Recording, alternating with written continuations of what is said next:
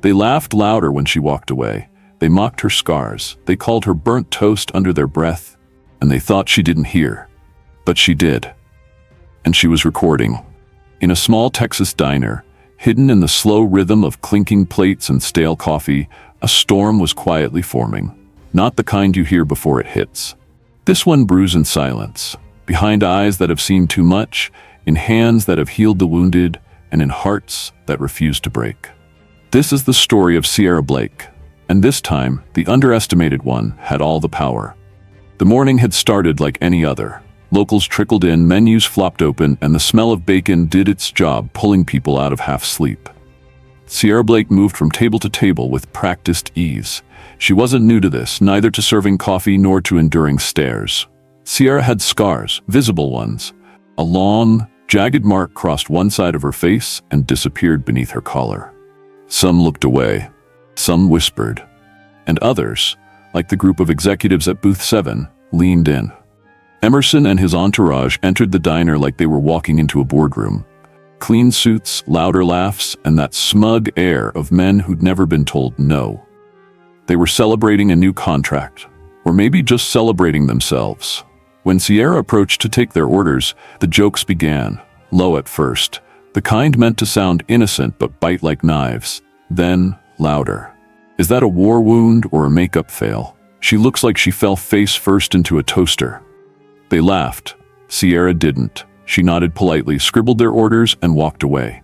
But not before slipping her phone into the front pocket of her apron, recording. John Wright wasn't the kind of man who liked attention. He kept to himself. Dark denim shirt, boots still dusted from the field, and a face weathered not by age, but by experience.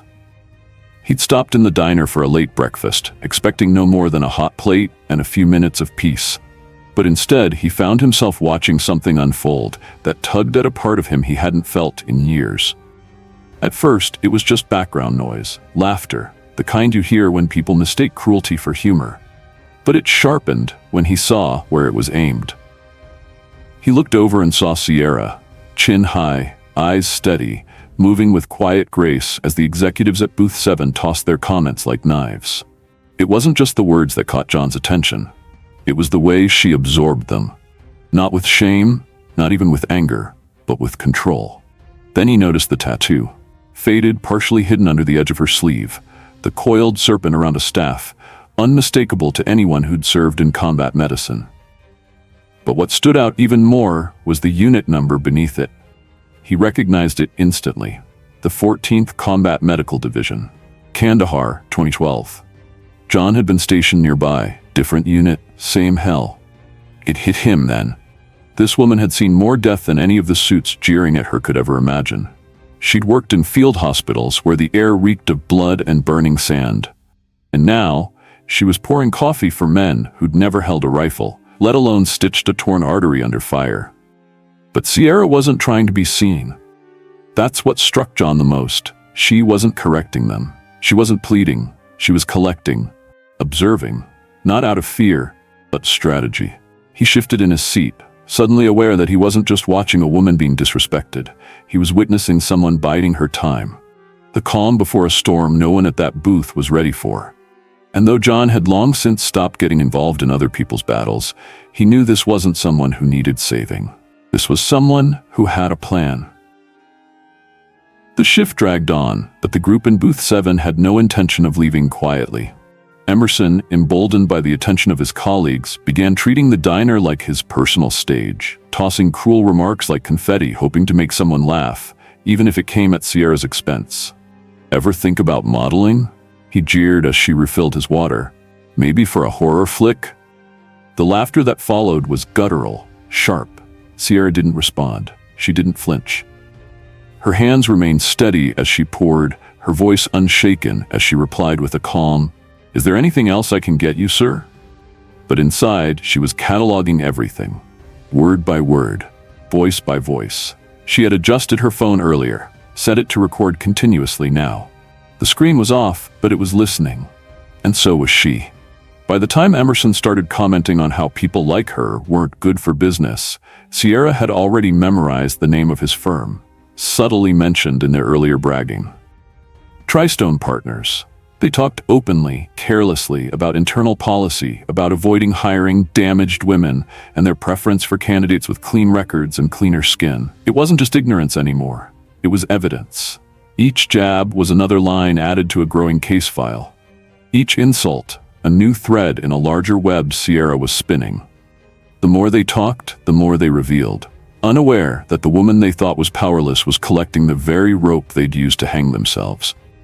And yet Sierra didn't just listen. She observed facial expressions, power dynamics, the way Emerson dominated the table, the way the others followed his lead, laughing a little too loud, echoing his words to stay in favor. It wasn't just personal now, it was systemic, cultural, toxic. Still, Sierra didn't confront them, not yet, because she wasn't just enduring this. She was documenting it. She was building something bigger than revenge, something permanent, something undeniable. And when the time was right, it wouldn't be her scars the world saw. It would be their shame. There was no raised voice, no dramatic outburst, just Sierra's calm presence, the kind that fills a room without needing to shout. She slid her phone onto the table, her fingers steady, and tapped the screen. The audio crackled to life. It wasn't just one offhand comment. It was a collection, each word like a brick in the wall of corruption they'd built around themselves. Emerson and his colleagues unknowingly narrating their own downfall. From mocking Sierra's appearance to boasting about excluding disabled veterans from hiring pools. From laughing at diversity quotas to openly bragging about manipulating compliance reports to avoid hiring people of color. The entire diner fell silent. And then Sierra spoke. "I wasn't always a waitress," she began, her eyes locked on Emerson. "Before this, I was a U.S. Army combat medic. 3 tours in Afghanistan, Bronze Star. I treated soldiers in the back of convoys while RPGs screamed overhead. I've stitched wounds in sandstorms. I've restarted hearts under sniper fire. I earned every scar on my body doing something none of you could." Emerson blinked, his face pale now. His phone, still in hand, trembled slightly. Sierra reached into her apron again, this time pulling a small badge, not flashy, just worn, the emblem of her unit. "You thought I was weak because of what you could see," she continued.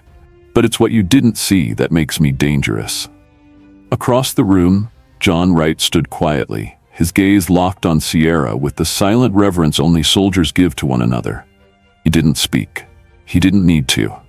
And for the first time that morning, the executives at Booth 7 said nothing, because the woman they tried to break had already been through a war. And this was just breakfast. By the end of the week, the video Sierra recorded had gone viral. Not because it was dramatic, but because it was undeniable.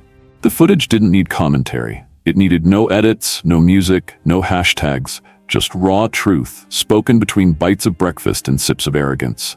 Public response was immediate and unforgiving.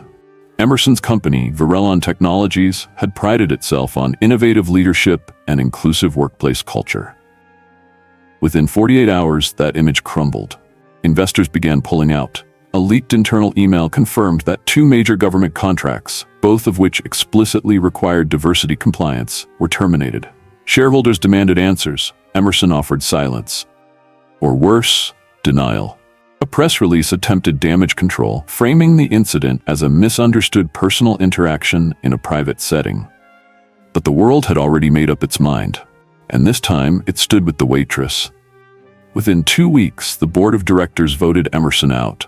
His name was scrubbed from the company website. His face vanished from LinkedIn. He became what he once believed Sierra to be, replaceable. But Sierra, her life was just beginning to expand. At first, it was a call from a local radio station, then a feature in a national veterans magazine. People wanted to hear more, not about what was done to her, but about who she was.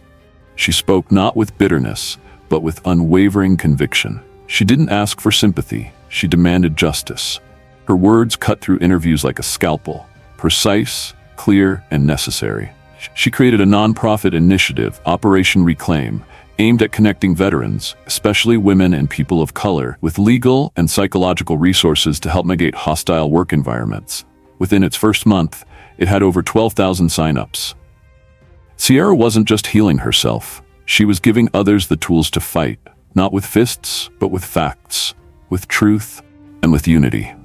This wasn't revenge. It was redirection. A shift in power from the people who thought they could get away with anything to the one woman who refused to let them. Sierra didn't speak to be heard. She spoke when it mattered, and that made all the difference. There's a quiet strength that doesn't clamor for attention. It doesn't need applause. It doesn't dress itself up in ego. It listens, it endures, it calculates, and when it finally moves, it does so with precision, like a scalpel, not a hammer. For years, Sierra had been practicing this kind of strength, not in a boardroom, but on bloodied battlefields, inside tents lit by weak bulbs and tense silence, where seconds decided life or death. That's where she learned to keep calm while chaos screamed around her. And that's why a few cruel words in a diner couldn't break her. They didn't even shake her. The executives mistook her composure for weakness. That was their first mistake. They thought silence meant submission. But what they failed to realize is that some people only speak when the moment is right. And when they do, they don't just speak up, they speak truth. Strength isn't always loud. In Sierra's case, it wore soft shoes and a waitress's uniform. It didn't swing back with fists. It responded with facts, evidence, and timing. Her power came not from reacting emotionally, but from enduring long enough to expose something far bigger than herself. And when she did, it didn't just bring down a table of bullies. It cracked open a conversation on a national level.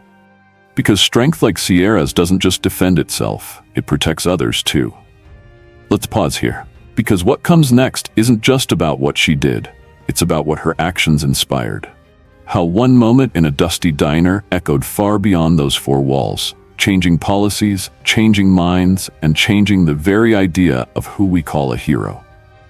If this story left you thinking, don't keep it to yourself. Hit that like button, subscribe for more powerful real-life stories, and check the description for links on how you can support veterans, organizations, and anti-discrimination initiatives. And remember, heroes don't always wear medals on their chest. Sometimes they wear aprons.